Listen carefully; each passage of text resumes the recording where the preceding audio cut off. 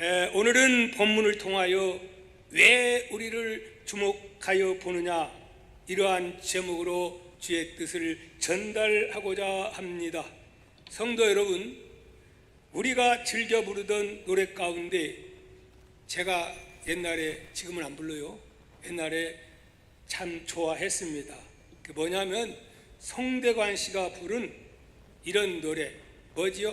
쨍 하고 해 뜰 날 돌아온단다. 이런 그 노래가 있어요. 너무 좋지요. 슬픈 것보다도 바로 이런 노래야말로 뭐 찬송가 묻지 않아요. 뭐 그렇지 않습니까? 복음송은 다 이렇게 유행하던 노래가 복음송으로 불러지게 됩니다. 이 노래는 자주 불러도 괜찮을 것 같습니다. 할렐루야.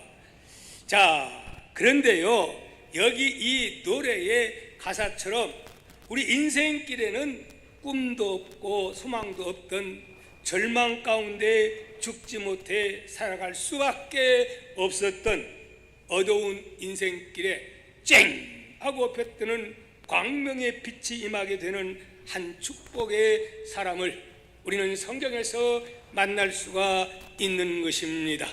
여러분, 그가 누구며 어떻게 이런 복의 사람이 될 수가 있었을까요? 이 예배에 참석하고 있는 여러분 가운데에도 이런 소망 없이 죽지 못해 하루하루를 근근히 살아가고 있는 분이 혹시 있습니까? 예수 믿는 여러분들에게는 없을 줄을 믿습니다.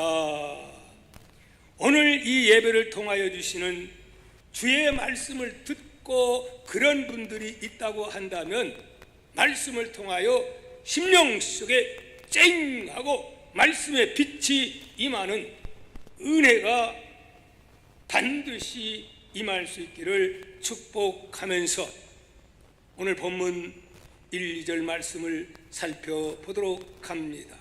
시작.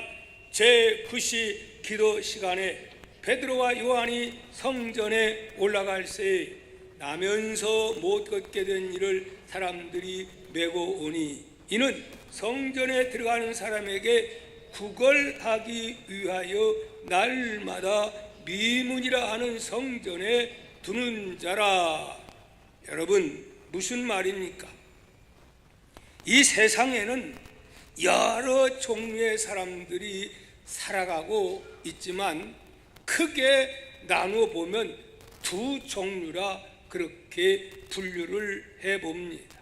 어떤 사람은 태어나면서부터 좋은 환경 가운데 금수저로 태어나는 사람이 있는가 하면은 어떤 사람은 태어날 때부터 불행한 환경 가운데 태어나는 사람이 있다 하는 말씀입니다. 그런데 오늘 본문 2절에 보니 이런 사람이 나옵니다. 2절 한번 같이 읽습니다. 시작. 나면서 못 걷게 된 이를 사람들이 메고 오니 이는 성전에 들어가는 사람에게 뭐하기 위하여? 구걸하기 위하여 날마다 미문이라는 성전문에 두는 자가 있으니, 이렇게 말씀한 것을 볼 때에 이 사람이야말로 참으로 소망 없는, 죽지 못해 어쩔 수 없이 근근히 살아갈 수밖에 없는 불행한 사람이 아닌가 생각이 되어집니다. 왜 그러냐 하면 태어나면서부터 걷지를 못하는 사람이요, 걷지를 못하기에 그의 삶이 얼마나 불편하고 때로는 구박받아가면서 욕먹어가면서 이 첸치야 그런 소리도 들어가면서 살아왔겠습니까? 안 그러겠습니까? 또 왕따도 당하고. 그가 더욱 안타까운 것은 성전에 오기는 했지만 그는 예배를 드리는 목적으로 온 것이 아니요, 성전에 왔으나 성전 안에 들어가지 아니하고 성전 미문, 성전 밖에서 목구멍이 포도청인지라 어쩔 수 없이 사람들의 도움을 바다 들것에 매여 거기에 놓여지게 되었다 하는 말씀입니다. 성전에 예배하는 사람들에게 구걸하지 아니하면 살아갈 수가 없기에 이곳에서 예배드리기 위하여 성전에 들어가는 사람들에게 한 푼 줍시오, 한 푼 줍시오, 그래야 내가 살아갈 수가 있어요. 그렇게 구걸하던 어느 날 쨍 하고 펴뜨는 놀라운 역사가 일어난 줄 믿습니다. 여러분에게도 이러한 역사가 있기를 다시 한번 축복하면서, 여러분 그렇다면 어떻게 이런 역사가 일어났다고 성경은 말씀을 하고 있습니까? 그것은 곧 만남을 통하여 이 위대한 역사가 일어납니다. 역사는 만남을 통하여 일어납니다. 1절 보니까 제9시 기도 시간에 베드로와 요한이 성전에 올라갈 새, 그때 마침 베드로와 요한이 기도 시간이 되어 기도하러 성전에 올라가던 중 이런 만남의 역사가 일어난 것입니다. 베드로와 요한이 항상 성전에 그렇게 기도하러 가는 그런 사람은 아니었습니다. 왜냐하면 그들은 고향이 어딘지 저 깡촌 갈릴리 출신입니다. 그렇기 때문에 성전에 기도하러 오는 것은 1년에 한두 번 정도 그렇게 오는 겁니다. 근데 이 사람은 어렵다고 힘들다고 인생을 포기해버린 게 아니고 그래도 언젠가는 때가 있겠지, 그렇게 포기하지 않고 인생을 살았습니다. 아무리 어려워도 생명을 함부로 버리는 어리석은 사람이 되지 않기를 예수님의 이름으로 축복합니다. 자, 이 말씀 보니까 3절에 그가 베드로와 요한이 성전에 들어가량을 보고 뭐 했어요? 구걸하거늘 베드로가 요한과 더불어 주목하여 이르되 우리를 보라, 주목하여 우리를 보라, 이렇게 말했습니다. 여러분은 교회 왔으면 다른 것 보지 말고 핸드폰 보지 말고 다른 것 보지 말고 저를 보시기를 바랍니다. 주목하여 보시기를 바랍니다. 뭘 주목하여 봐야 되냐? 아유, 목사님 무슨 실수하는가? 그거 듣지 말고 예수님께서 무엇라고 말씀하시는가? 주님의 말씀에 여러분 주목하는 지혜가 있기를 예수님의 이름으로 축복합니다.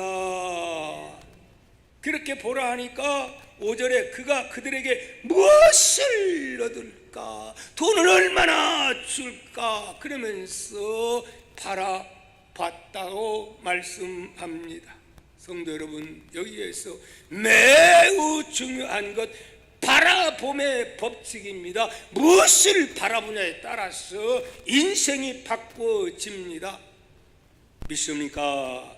비록 그는 돈 몇 푼을 구걸하기 위하여 그들을 뚫어지게 얼마나 줄까 기대하면서 바라봤지만 그에게 준 것은 돈 몇 푼 준 것이 아니라 한 말씀입니다.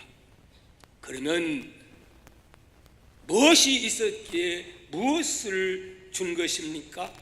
6절 같이 읽도록 합니다. 베드로가 이르되 은과 금은 내게 없거니와 내게 있는 이것을 내게 주노니 이것이 무엇이냐? 나사렛 예수 그리스도의 이름으로 일어나 걸어라 하고 오른손을 일으키니 발과 발목이 곧 힘을 얻고 그가 즉시 일어나 뛰어서서 걸으며 뛰고 그들과 함께 성전으로 들어가면서 하나님을 어떻게 감사하면서 찬양을 했다, 그렇게 말씀하고 있습니다. 사랑하는 성도 여러분, 어찌 이런 일이 일어날 수가 있는 것일까요? 나면서부터 옛 성경에는 안전병이라고 했지요. 도저히 움직일 수 없는 그런 사람. 어느 날 또 포기하지 않고 한 푼 줍시오 하고 구걸하는 이 사람에게 베드로는 금과 은은 내게 없지만은 내게 있는 것, 내가 그렇게도 주고 싶은 것이 있는데 그것은 무엇이냐? 곧 생명의 예수 그리스도의 이름으로 너에게 주노니 곧 일어나 걸어라 하고 그냥 성령에 감동되니까 예수의 이름만 전한 게 아니고 그의 손목을 붙잡고 그냥 일어나라고 소리친 거예요. 여러분, 이건 자기 생각에서 일어날까요? 아니면 성령에 감동받아 그랬을까요? 예수님께서 성령으로 감동해서 네가 일으켜라 그렇게 음성을 들었기 때문에 그러지 않았겠습니까? 그랬더니 어떤 역사가 일어납니까? 놀라운 역사가 일어나게 된 겁니다. 즉시 샘을 얻고 걷기도 하며 뛰기도 하고, 그리고 너무 좋아가지고 아마 그 얼굴이 어떻게 느껴졌을까요? 비록 남녀였지만은 그 모습을 통해서 천사의 아름다운 모습을 목격하지 않았을까요? 그래서 성전 밖에서 구걸만 하던 사람이 성전 안으로 들어갔다 왔다면서 무엇을 하나님 아버지 앞에 찬양을 했다 하는 말씀인 줄 믿습니다. 여러분, 한순간에 이들의 만남이야말로 불행했던 지금까지 그의 인생에 쨍하고 빛이 드는 은혜의 빛, 생명의 빛, 구원의 빛까지 임한 줄 믿습니다. 단순히 나은 게 중요한 게 아니요, 사람은 나았다가 또 병들기도 해요. 그게 중요한 게 아니고 예수 그리스도의 광명의 빛, 생명의 빛까지 임하여 복음의 증인이 된 줄 믿습니다. 아멘. 성도 여러분, 우리 인생은 만남을 통하여 역사가 이루어지게 됩니다. 행복하게 살아가던 사람이 만나서는 안 될 그 인간을 만남으로 순간 불행의 나락으로 떨어지는 사람이 있어요. 청년들이요, 이분만 아주 커우적 좋고 아주 싸마리 아주 이렇다고 해서 속아서는 된다 안 된다 안 된다 하는 말씀입니다. 그와 반대로 절망적인 불행의 사람, 한 번 잘 만남으로 이렇게 쨍하고 볕드는 인생이 되기도 한다 하는 말입니다. 바로 이 본문에 나오는 이 사람이야말로 그런 사람이 아니겠습니까? 아멘. 사랑하는 성도 여러분, 이 사람은 아무런 소망이 없었던 절망이었던 사람이 누구를 통하여, 베드로와 요한을 통하여 날고 나신 생명의 주로 인하여 복음의 증인이요 영원한 생명이 주어진 축복의 주인공 행운아가 된 줄 믿습니다. 여러분, 그 사람뿐입니까? 아닙니다. 우리 또한 구원받은 하나님의 사람들이라면 똑같은 행운아이길 믿으시기를 바랍니다. 그러므로 이 찬양을 저는 드리지 아니할 수가 없는데요, 저는 이 찬양을 너무너무 좋아합니다. 말로 다 증량 못해요, 한없는 주의 사랑, 독생자를 보내주신 하나님의 참사랑, 나의 죄 사하시려 십자가 지신 주님, 세상 형벌 무거워서 쓰러지신 예수님, 방울방울 흘린 피로 나 구원받았도다. 태양도 빛을 잃고 울었던 위대한 그 사랑을 말로 다 증량 못해요. 한없는 주의 사랑. 이 절도 계속 불렀으면 좋겠는데 시간이 없어가지고 오늘 설교하다가도 도중에 중단했습니다. 여러분, 그가 선천적으로 걷지 못하는 장애인이라고 하는 이 사실은 성전을 오가는 사람 중에 이미 모르는 사람이 없었던 것입니다. 그런 그가 갑자기 걷고 뛰고 얼굴이 천사가 가지고 싱글벙글 하면서 찬양을 하니까 사람들이 깜짝 놀랄 수밖에 없는 것이지요. 그래서 도대체 무슨 일이 일어났냐, 그렇게 사람들이 묻게 되자 그가 베드로와 요한에게 다가가 그들의 손을 붙잡았습니다. 바로 그 말은 무슨 말입니까? 나를 일으켜 세운 사람들이 바로 이분들입니다. 이런 의미로 그렇게 한 것이지요. 이에 사람들이 불밀듯이 베드로와 요한을 향해 몰려오게 됩니다. 베드로가 근처 그 모습을 보고 솔로몬 행각으로 가서 그 모인 군중들에게 그가 입을 열어 외치기 시작하는데 그것이 곧 베드로의 성령 받고 나서 두 번째 하는 설교, 베드로의 설교가 곧 이어지게 했습니다. 베드로가 저에게 부탁해서 제가 이제 베드로의 설교를 지금 이제 하고자 합니다. 선천적으로 걷지 못하던 이 장애인이 어떻게 걷게 되었는지, 그 놀라운 사건은 왜 이게 중요한 거예요. 왜 일어났는지, 그리고 그 사건이 의미하는 바가 무엇인지에 관한 설교를 베드로가 부탁해서 제가 지금 하고 있습니다. 아멘. 성경에서 부탁했잖아요. 12절 말씀에 보면 이런 말로 설교가 시작됩니다. 베드로가 이것을 보고 백성에게 말하되 이스라엘 사람들아, 이 일을 왜 놀랍게 여기느냐? 우리 개인의 권능과 경건으로 이 사람을 걷게 한 것처럼 왜 우리를 주목하느냐? 왜 요한과 나 베드로를 주목하느냐? 그러면서 그들을 향해서 이렇게 권면을 하는 겁니다. 우리를 주목하지 말라. 베드로와 요한 나를 주목하지 말라. 그들은 지금 온통 집중이 누구한테? 베드로와 요한을 향해 있었기에 그런 말을 하는 거지요. 이 부분에 이런 상황에서 대부분의 사람들은 이런 상황이 되면 자기가 주목받기를 원하고 자기 공로를 나타내기를 좋아하고 칭찬받기를 좋아합니다.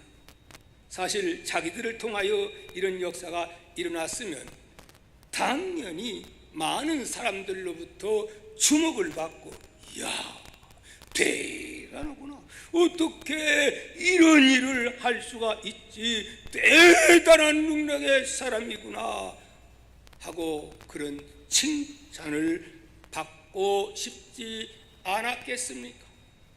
그런데 베드로는 그렇지 않았다 하는 말씀입니다. 솔직히 말해서 이것이 보통 사람의 마음입니다. 저도 역시 솔직히 말씀드리면 마찬가지입니다. 여러분은 그렇지 않습니까? 그런데 베드로는 그렇지 않았다 하는 말씀입니다. 왜 저 할아버지 이만희가 내일 모레 죽을 것 같은데 지금 무슨 약속의 복자라면서 예수 행세를 하고 있을까요? 바로 여기에 문제가 발생을 하게 되는 줄 믿습니다. 이렇게 될까봐 베드로는 우리를 주목하면 안 된다, 그렇게 말을 합니다. 그러면 구체적으로 왜 베드로는 그렇게 우리에게 집중하지 말라고 말을 했을까요? 이 나면서부터 걷지 못하던 이 사람이 이렇게 된 것은 우리가 특별한 권능이 있다거나 베드로와 요한이 더 기도를 많이 해서 경건해서 이런 기적이 일어난 것이 기다 아니라는 것입니다. 그렇기 때문에 마치 이 사람을 우리가 고친 것처럼 우리를 신처럼 주목해서는 안 된다고 하는 것을 이렇게 강력하게 강조를 하고 있는 것입니다. 그러기에 베드로는 우리가 보기에는 아주 뜬금없는 구약의 말씀을 가져와 인용합니다. 13절 한번 볼까요? 시작. 아브라함과 이삭과 야곱의 하나님 곧 우리 조상의 하나님이 그의 종 예수를 영화롭게 하셨느니라고 말씀합니다.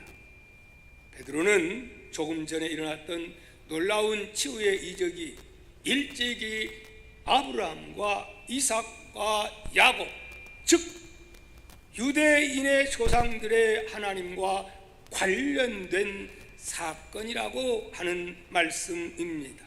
그러면 어떻게 관련되었다는 말입니까?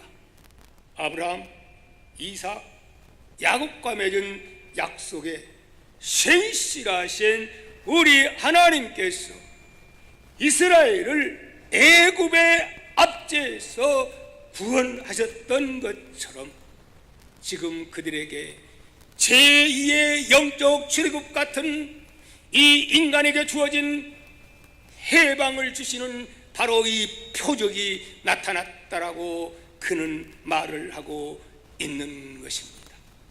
베드로는 그 해방이 특별히 하나님께서 예수를 영화롭게 하신 사건, 그 예수 그리스도의 십자가의 죽으심과 부활을 통해 이 사건이 일어났다, 이렇게 말씀을 합니다. 이상을 정리하면 이렇습니다. 성전 미문 앞에서 일어난 치유이적은 개인의 권능과 경건의 능력으로 일어난 것이 아니다. 우리의 힘으로 된 것이 아니다. 그것은 오래전 아브라함, 이삭, 야곱을 통해 하나님께서 약속하신 이스라엘의 출애굽 해방과 관련이 있다. 그것은 바로 예수 그리스도의 십자가의 죽음과 부활을 통해 일어난 하나님의 새로운 구원의 표적이라 하는 말씀을 지금 하고 있는 것입니다. 오늘 우리는 죄에서 지옥에 갈 그러한 죄악에서 우리는 해방, 자유함이 주어진 걸 여러분 믿습니까? 이것이 최고의 복임을 여러분 믿으셔야 됩니다. 그래서 베드로는 사람들에게 더 이상 우리를 주목하지 말고 그리스도를 주목하라고 말씀하고 있습니다. 여러분, 교회 와서 물론 저를 주목해야죠. 그러나 이 주목 가운데서 어떤 말씀, 예수님에 대한 말씀에 우리는 집중해야 됩니다. 그리스도의 말씀에 우리는 주목해야 합니다. 교회에 오는 가장 중요한 것 예수 그리스도의 말씀입니다. 찬송하고 기도하고 와서 교제하고 사교하고 이것이 교회의 생활하는 예배 드리는 목적이 아니라 하는 말씀입니다. 그래서 어떻게 하면 우리도 사람들은 베드로처럼 놀라운 치유의 이적을 행할 수 있을까? 오늘날 많은 사람들은 제2의 베드로, 제3의 베드로를 주목합니다. 또 그러나 그것이 잘 이루어지지 아니하면은 낙심하기도 합니다. 그렇습니까? 안 그렇습니까? 사랑하는 성도 여러분, 왜 우리는 기도해도 기왕이면은 100%의 역사가 일어나면 참 좋을 터인데, 기도해도 어떤 것은 이루어지기도 하고 어떤 것은 안 이루어지는 것일까요? 저도 그런 생각을 해봅니다. 때로는 안타깝게 그리웠습니다. 우리의 권사님들이, 우리의 교회 일꾼들이 몸이 아프고 안병에 들고 이러한 고난 가운데 있으면 그냥 하나님 나에게 능력 주어서 내가 기도하면 모든 안병일지라도 어떤 질병일지라도 깨끗하게 100% 치유되면 얼마나 좋을까. 그런데 그래요, 안 그래요? 어떤 부흥사들은 자기는 9가지 은사를 다 받아가지고 누구든지 문제를 해결해 주겠다고 하는데 그건 사기입니다. 그건 잘못된 겁니다. 사랑하는 성도 여러분, 우리는 알아야 합니다. 사람을 통해서 100%의 역사는 있을 수가 없다는 사실을. 왜 그러느냐? 우리가 분명히 알아야 할 것, 교회의 존재 이유가 뭔가를 알아야 합니다. 여러분, 교회의 존재 이유가 무엇입니까? 부재사업입니까? 가난한 자 도와주는 겁니까? 질병을 치유하는 것입니까? 또 아닙니다. 존재 이유, 사명, 의사의 사명은 무엇입니까? 의사가 돈 벌기 위해서 오늘날 의사 된다고 하는 사람 많지만은 사실은 의사의 존재 이유는 생명, 육신의 생명을 살리고 건강케 하는 이 사명입니다. 그런가 하면은 목사의 사명은 뭐지요? 바로 영적으로 죽어가는 영혼을 살리는 지옥 가는 백성을 천국 백성으로 이끄는 사명이 바로 교회의 사명인 줄 믿습니다. 그러므로 성도 여러분, 교회에서 목사가 그냥 이렇게 박동기 목사가 능력 받아가지고 안병도 치고 혈관이도 고치고 무슨 병이든지 다 고친다 하면은 어떻게 될까요? 아마 저 병원 측에서 데모하고 아마 어떤 사람은 나 혼자만 있는 게 아니고 여기저기서 그런 사람 있으면 난리 법석일 겁니다. 나 혼자 있으면 저거 없애버려야 돼. 그럴지도 모릅니다. 왜 예수님을 죽입니까? 왜요? 왜? 잘 몰라서 그런 거죠. 교회의 존재 이유, 목사의 존재 이유도 마찬가지인 줄 믿습니다. 사랑하는 성도 여러분, 그러기 때문에 질병을 고쳐줌으로 이 땅에서 영원히 죽지 않고 살게 하려고 예수 믿는 거예요? 아니에요. 예수 믿는 건 그게 아니에요. 죽음 건너편에 영원한 하나님의 나라, 이 하나님의 나라를 주기 위해서 교회의 존재가 있다 하는 말씀입니다. 아멘. 그러므로 성도 여러분, 그렇다면 오늘날에는 그런 거 전혀 안 일어나나요? 또 하나님은 어제나 오늘이라 영원토록 동일하신 하나님. 그러기에 야고보서 5장 15절 16절은 이렇게 말씀합니다. 시작. 믿음의 기도는 병든 자를 구원하리니 주께서 그를 일으키시리라. 혹시 죄를 범하였을지라도 사하심을 받으리라. 그러므로 너희 죄를 서로 고백하며 병 낫기를 위하여 서로 기도하라. 의인의 강구는 역사하는 힘이 금이니라. 아멘. 중요한 것은 또 아무나 기도하는 게 아니죠. 기도라고 하는 것은 첫째, 예수를 믿는 사람이 나의 연약함을 알기 때문에 그래서 기도를 하는 것입니다. 그렇죠? 그런데 나의 연약함을 알지만은 기도 안 하는 것은 뭐가 없기 때문에 예수님에 대한 신뢰와 믿음이 없는 자는 자살할지언정 혼자 고통당할지언정 기도를 안 하지. 기도는 믿음을 가진 자가 나의 연약함을 알기 때문에 주의 도우심이 없이는 살아갈 수 없음을 아는 자가 하나님 앞에 기도하는 삶을 살아가게 되는 줄 믿습니다. 여러분은 그렇다면 어떤 사람에게 해당됩니까? 나는 연약하지 않기 때문에 기도 없이도 살아갈 수 있는 자들입니까? 한번 여러분에게 그렇게 묻고 싶습니다. 그러나 성경은 말합니다. 이 세상에 의인은 없나니 한 사람도 없다라고 말씀합니다. 여러분, 기도에는 우리와 주님과는 차이가 있습니다. 베드로와 주님과도 차이가 있습니다. 어떤 차이일까요? 우리는 능력이 없습니다. 저도 능력이 없습니다. 하지만 주님은 있어요, 없어요? 예수님은 하나님이십니다. 하늘의 본체십니다.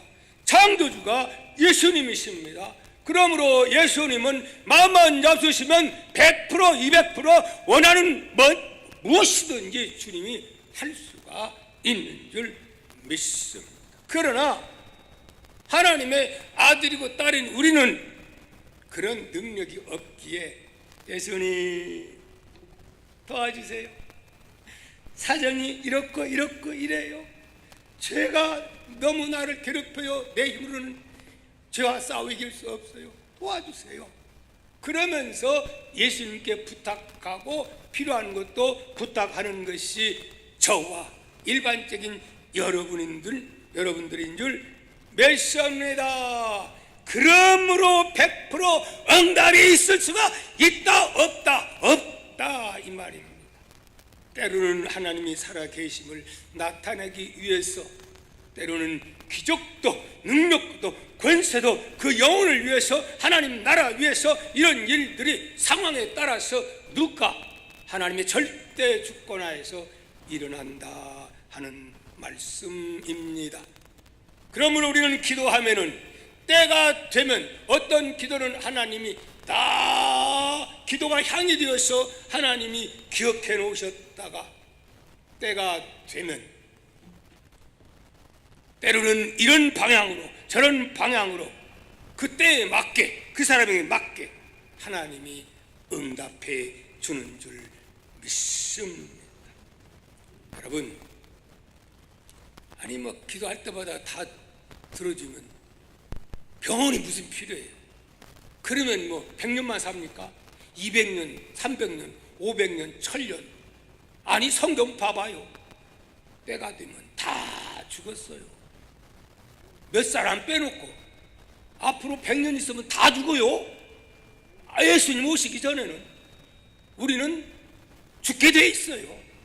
믿습니까? 여러분, 바울이 어떤 사람이에요? 대단한 능력, 온 세상을 복음화시키는 데 있어 가장 영향력을 끼쳤던 그 바울 사도, 그가 고민하는 문제가 있었어요.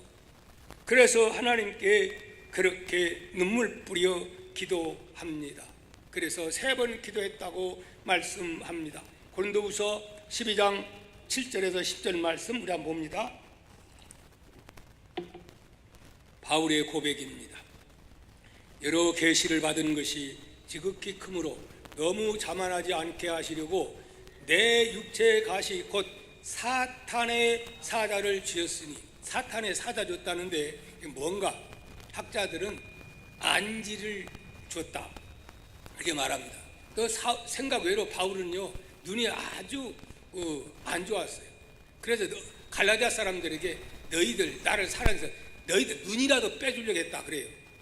이거 얼마나 답답하겠어요. 그러니까 하나님께 이거 좀 해달라고 기도를 한 거지요. 그랬더니 뭐라고? 이건 깨달은 바를 지금 7절에서 말한 겁니다. 이는 나를 쳐서 너무 자만하지 않게 하려 하십니다. 자만하지 않게 하려고 했다는 거예요. 왜 그렇죠?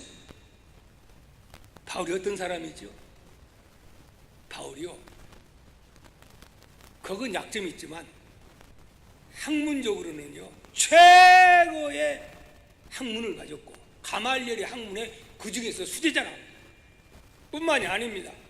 바리새인 중에 바리새인이요, 서기관 중에 서기관이요, 그리고 로마의 시민권을 가진 이 사람에게, 그리고 계시를 받아서 삼층천에도 갔던 그런 사람이 어떻게 했어요? 잘못하면 제2 예수가 될 수도 있다 하는 말씀입니다. 교만 때문에 잘못하면 망할 수도 있다는 말입니다. 그래서 이렇게 자만하지 않도록 하기 위해서 8절입니다. 이것이 내게서 떠나가게 하기 위하여 3번 간구하였더니 나에게 이르시기를, 응답이 옵니다. 내 은혜가 내게 족하도다. 아이고 섭섭합니까? 은혜가 족하다는 거예요. 이유는 뭐냐? 이는 내 능력이 약한 데서 온전하여 짐이라 하신지라. 그러므로 도리어 그의 기뻐함으로 그의 여러 약한 것들에 대하여 자랑하리니 이는 그리스도의 능력이 내게 머물게 하려 함이라. 이제는 뭘 자랑해요? 나의 약한 가시 있는 것, 나의 약함을 자랑하는 그런 사람으로 바꿔줬으니 여러분의 고백도 이러한 고백이 되기를 축복합니다. 우리는 약한 것 자랑하지 않으려고 하지요. 그런데 바울은 약한 것 때문에 나의 강한 능력이 주어지고, 하나님의 역사가 약한 것 때문에 기도하고, 약하기 때문에 하나님 앞에 무릎을 꿇고, 그렇게 그는 사명을 감당할 수가 있었다 하는 말씀입니다. 그러므로 내가 그리스도를 위하여 약한 것들과 능력과 궁핍과 박해와 공고를 기뻐하노니 이는 내가 약한 그때의 강함이니라.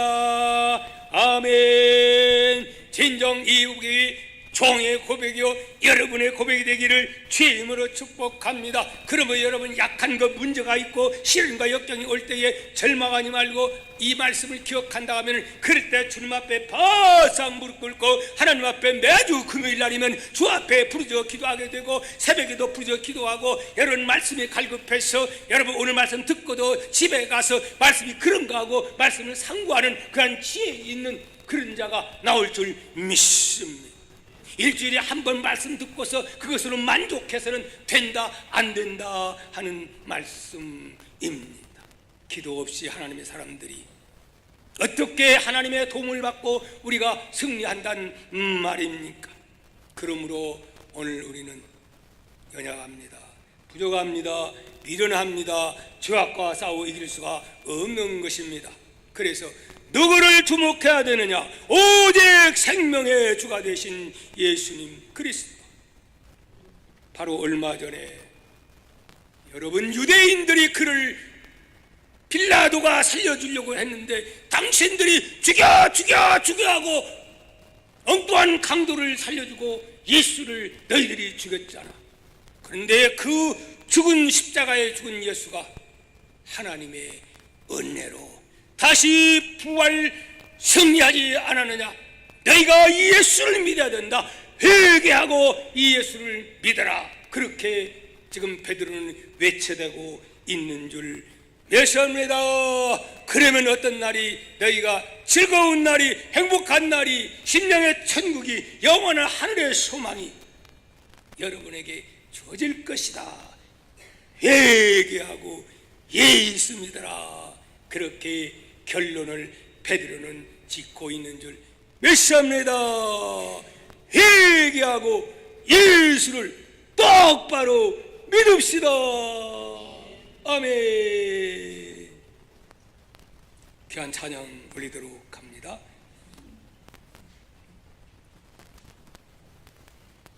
260장 찬송 부르겠습니다. 260장 찬송. 우리를 죄에서 구하시려 죄에서 십자가 지었으니.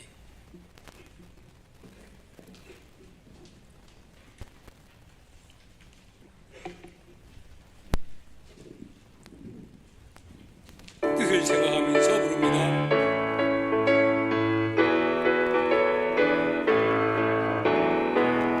우리를 죄에서 구하시려 죄에서 십자가 지셨으니 기쁨의 복 할렐루야 나 구원 받았네.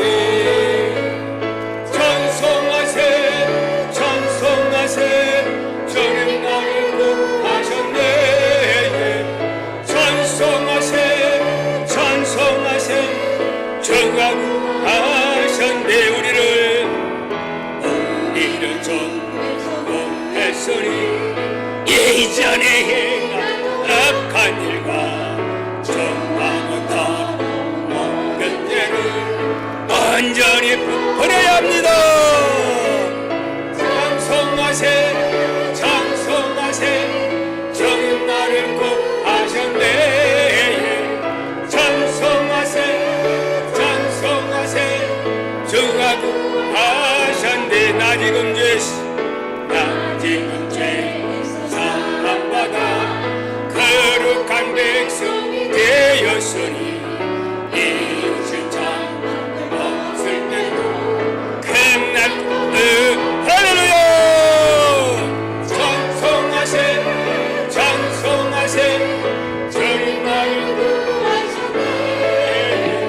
찬송하세 찬송하세 주가 구하셨네. 우리가